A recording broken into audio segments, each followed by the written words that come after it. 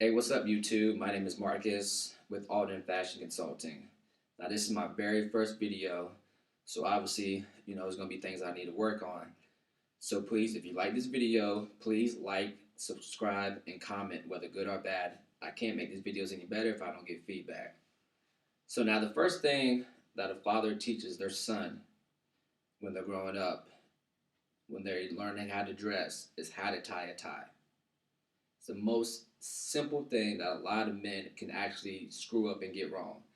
Now, there's going to be 100 videos on how to tie these elaborate knots, which are just absolutely terrible looking. Simplicity, that is what I teach. So, there's 100 knots that people can teach you how to do. There's the Eldridge, there's the cross knot, there's the whatever. I don't even know them all because I don't use them. Two knots, the most simple knots that can be taught, and that's the windsor and that's the four in hand. Now, me personally, I only use the four in hand, but I'm gonna teach you both because with both of these knots, there's different variations of them. So now the first knot that I'm gonna teach you is the windsor. All right, so you have your tie. Let me button on my shirt first.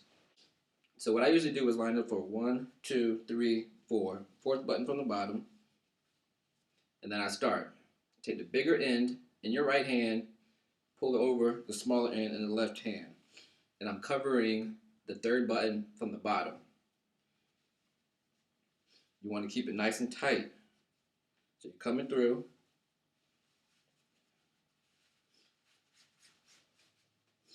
pulling it through the loop, and then pulling it over to the left side.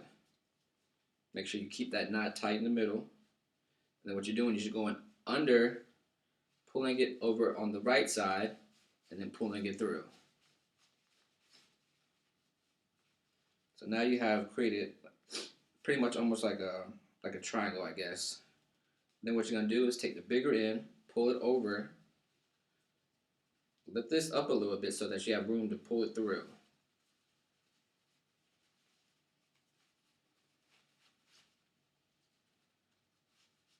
Then all you're gonna do, keep your finger tucked in right here so you can keep that dimple as you pull it through. Then all you're gonna do, pull it up to adjust.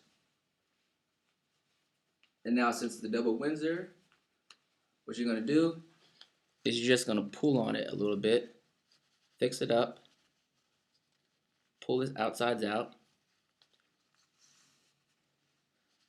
and then pull it down.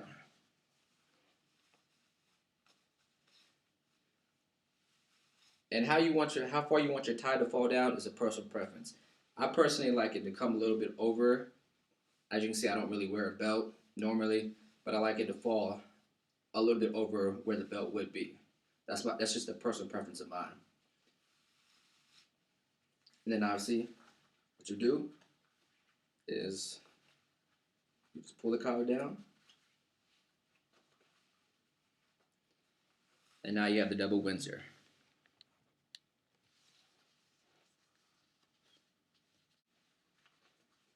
The next knot I'm going to teach you is just the windsor knot. It's the same thing, only it's not as full and it's not as many steps.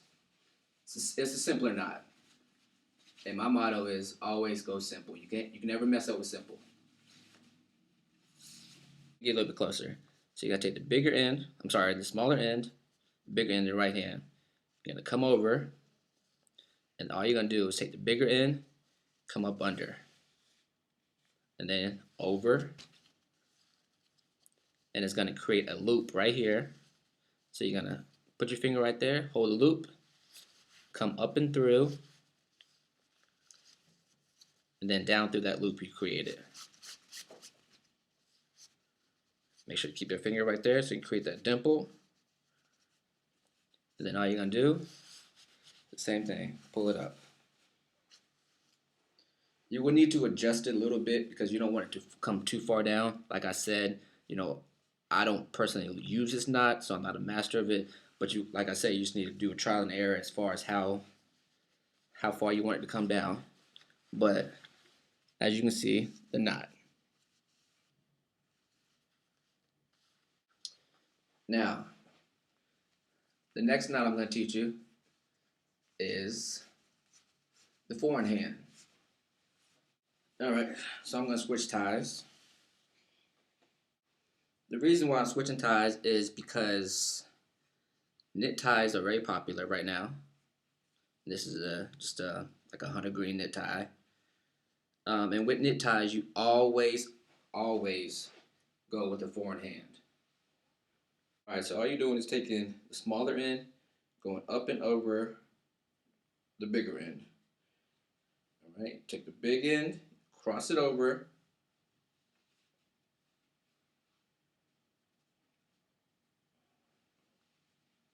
and then you cross it over again.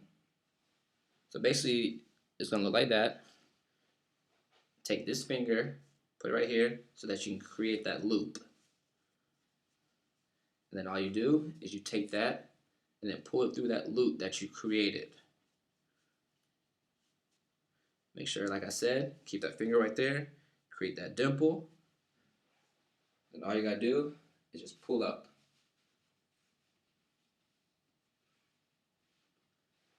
And then what you wanna do, kind of squeeze on the knot right there. And there you go. Perfect. And then obviously you're gonna pull your collar down.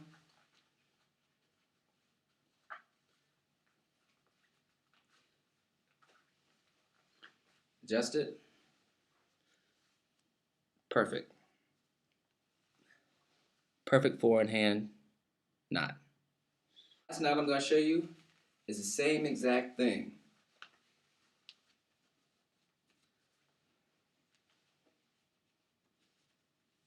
This one's called the double four in hand. It's the same concept. All right, so what you're gonna do again, you're gonna have the tie upside down, or not upside down, but I guess inside out. You're gonna allow a little bit more room for this one. So I'm gonna go from the third up. It's the same thing. You're pulling it over.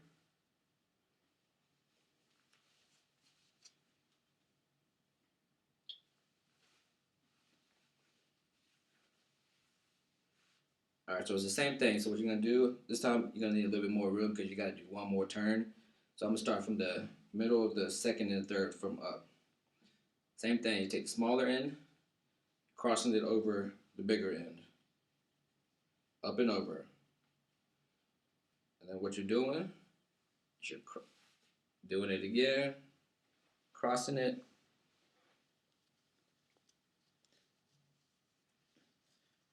And then unlike last time, what I do is I'll take it and then go through. But this time what you're going to do is you're going to cross over one more time.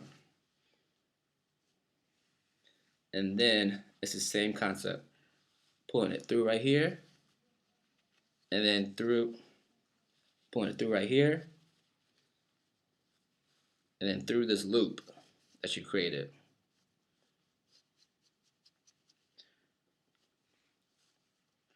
And then like I said, keep that finger right there. Make that knot. So you can get that little dimple right there. Then all you're doing is just adjusting. I usually do this in the mirror so I can see what the knot looks like. But as you can see, it's just the kind of a thicker, fuller knot. Just play with it. And then voila, you got your knot. Put the collar down.